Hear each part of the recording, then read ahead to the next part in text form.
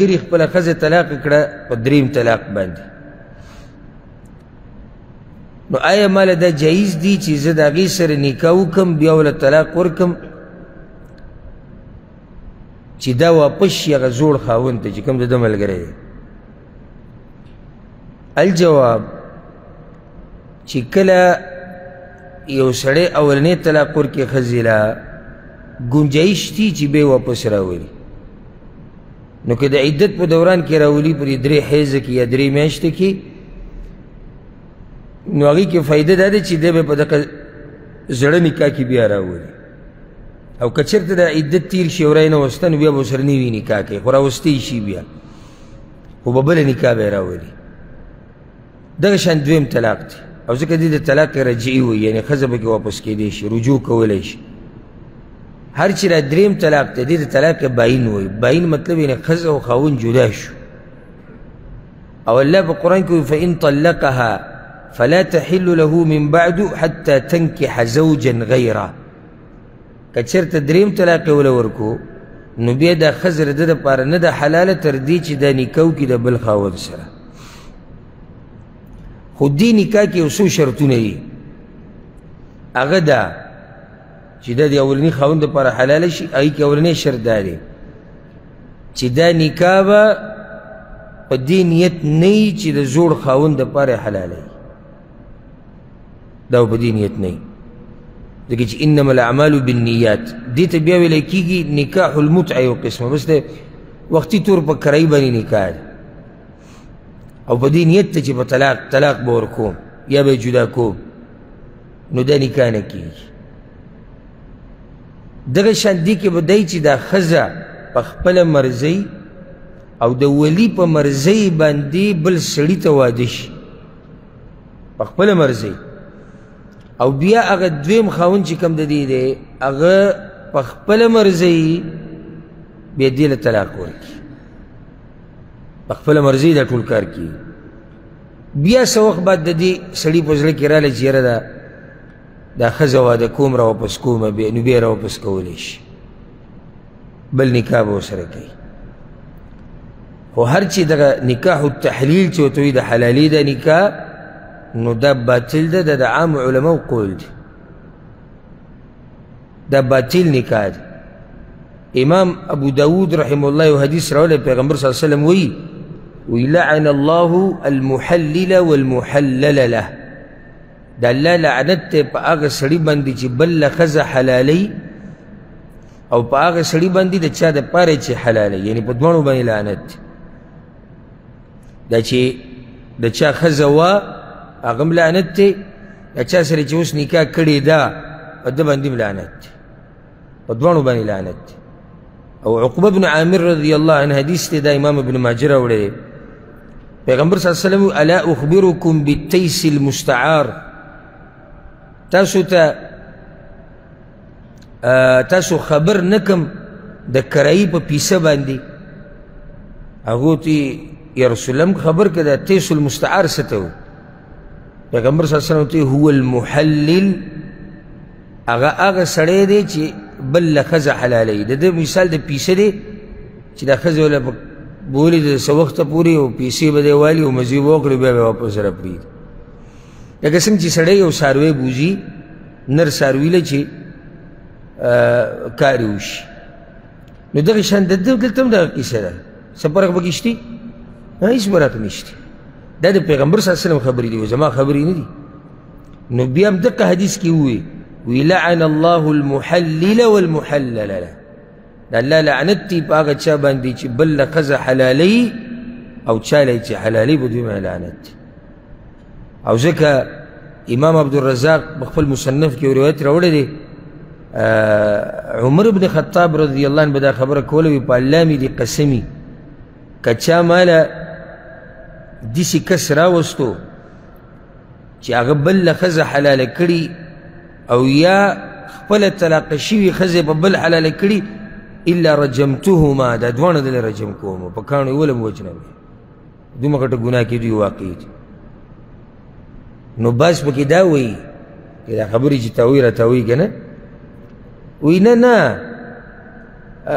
عقد کې داسې نه ولیکلي چې کله دا ښځه دې بل ته واده کېده نو دوی خبره نه ده کړې، خبره د دې نه ده کړې چې دا به زما دپاره بیا راپرېږدي، وایي دا یې نه ده کړې. نو ولې ته څه وایې چې الله به دوکه کړي چې زړه کې دې نه او زړه کې وخ وایي په ژبه نه و. دې ځینې چې یو سړی ښځه روانه کړي او دا والعیاذ بالله بې غیرتوب دې ته وایي. او بیا بعضو یارانو پوره سینټر یې کولو کړي د حلالي سینټر.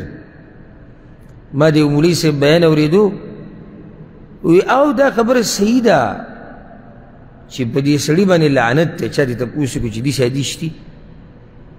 وی او داسې شتي. نو بیا یې څنګه دا بعض مولیان کوي؟ نو هغه ورته وایي چې دا خبره صحیح ده چې لعنت پرې ویلی شوی دی، خو ښځه خو حلاله شوه که نه، کار خو وشو که نه، او مقصد کار کول دي.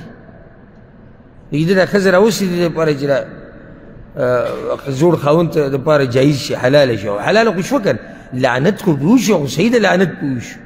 داسې په ارام وایي صحیح ده لعنت پرې وشو. دا هغه خلک دي چې یا ورسره علم نشتی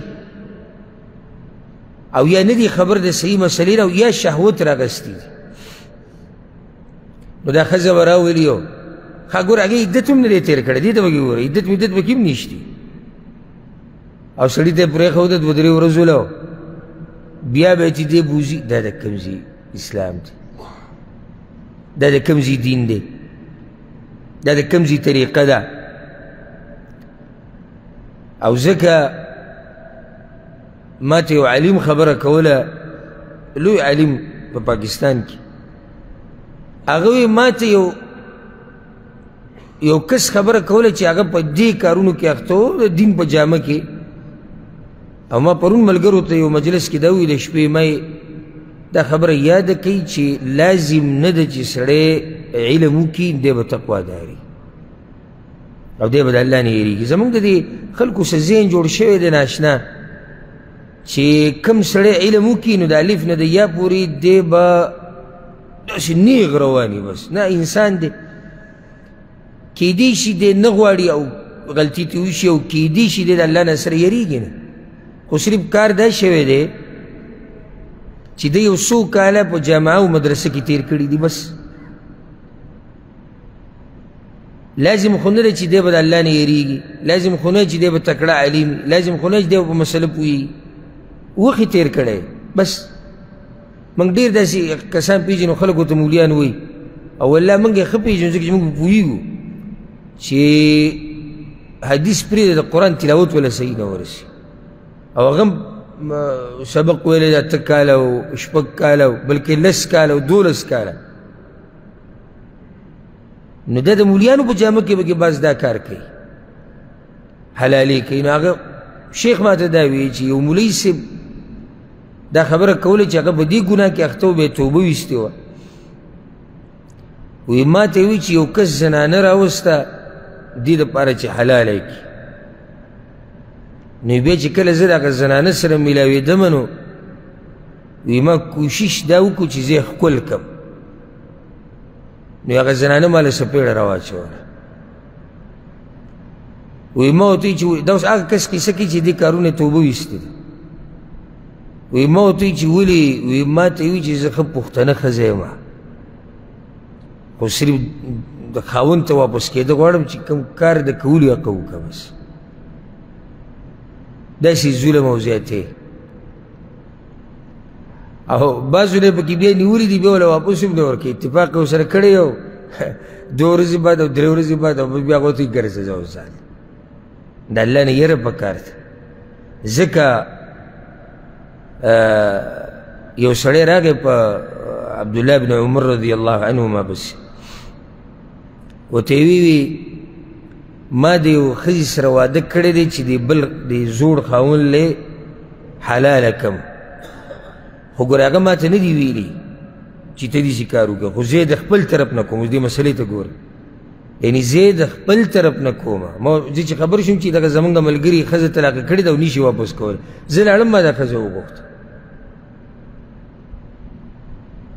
هلته خو له بوځي، دلته دته یې نه دي ویلي، خو ده په خپله داسې کار وکړو په دې نیت چې د زوړ خاوند ته لپاره دا حلاله شوي زه بیا طلاق کړم.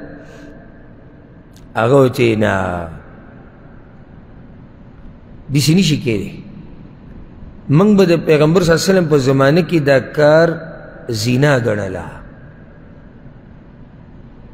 نو بیا ورته دا وویې چې په دې سره دا هغه دپاره نه حلالیږي که دوی بیا 20 کاله یو ځای ژوند تېر کړي نو 20 کاله دوی زنا کوي بیا دا عبدالله بن عمر فتوه ده رضی الله عنهم او امام احمد ابن حنبل نه چا تپوس وکړو چې یو سړی دی د ښځې سره واده وکړو او په زړه کې دا دي چې د بل خاوند دپاره زوړ خاوند دپاره یې حلالومه او ښځې ته د دې پته نشته زه تاسو د دې لپاره ذکر کوم چې دا صورتونه تاسو واورئ ځکه چې بعض وایي نه نه ښځې ته پته نه وه بعض وایي نه نه خاوند ورته نه ویلي بعض وایي نه نه عقد کې نه و او دا کې هر څه چې دي چې نیت ته حلالي پکې موجود دی هغه دا مسله ده نو امام احمد ورته ووایي رحمه الله وی هو محلل دی سړي چې د ښځې سره واده کړی دی چې د زوړ خاوند دپاره یې حلاله کړي او د ښځې ته پته نشتي دی بیا هم دا ښځه حلالوي د هغه زوړ خاوند دپاره